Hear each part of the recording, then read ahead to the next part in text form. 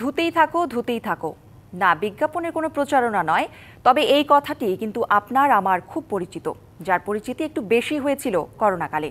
সব কাজের আগে 20 সেকেন্ড ধরে হাত ধোয়ার সেই গুরুত্ব হঠাৎ করে কি উধাও হয়ে গেল? অথচ স্বাস্থ্য সুরক্ষায় এটি যে কি জরুরি তা বোধ করি ভুলে গেছি আমরা। আবার এখনও নাকি দেশের প্রায় 2 কোটি মানুষ হাত ধোয়ার অনুষঙ্গই পান না। এমন বাস্তবতায় আজ পালিত হচ্ছে বিশ্ব হাত ধোয়া দিবস।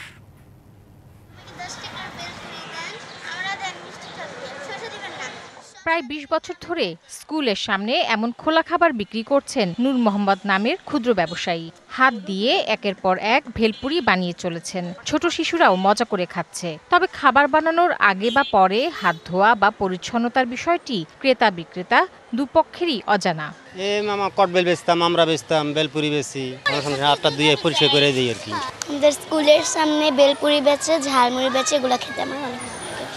আজকে ধুই নাই, কিন্তু এমনি হাত ধুয়ে খাই। ব্যক্তিগত পরিচ্ছন্নতা বজায় রাখা এবং সুস্থ থাকার জন্য সঠিক উপায়ে হাত ধোয়ার বিকল্প নেই। বিশ্ব স্বাস্থ্য সংস্থার নিয়ম অনুযায়ী সাবান পানি বা হ্যান্ড ওয়াশ দিয়ে খাবার গ্রহণের আগে ও পরে এবং টয়লেট ব্যবহারের আগে ও পরে কমপক্ষে 20 সেকেন্ড হাত কচলে তারপর ধোয়া উচিত।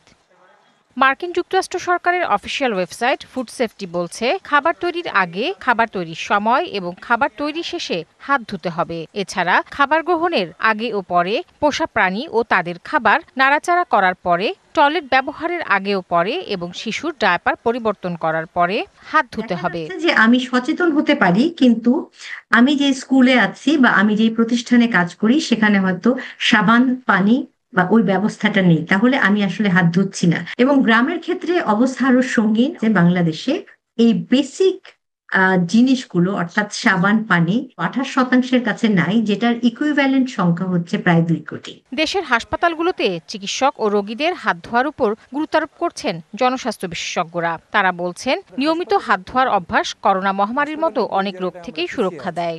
সানবিট সব দিবে সামাল। সানবিট ম্যাজিক প্রেস ডিশওয়াশিং এর মাথা ঘোরানো সলিউশন।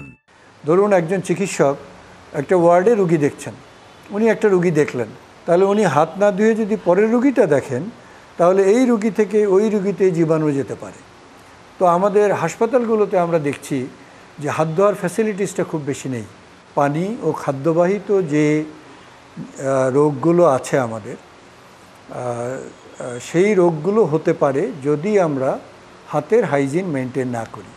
তিনি স্কুল থেকে শিক্ষার্থীদের হাত ধোয়ার অভ্যাস গড়ে তুলতেও গুরুত্ব আরোপ করেন। এবং বাচ্চারা স্কুলে এসে প্রথম কাজ হবে ওয়াশ ব্লকটা নিজেরাই পরিষ্কার করা। তাহসিনা জেসি, ডিবিসি নিউজ, ঢাকা।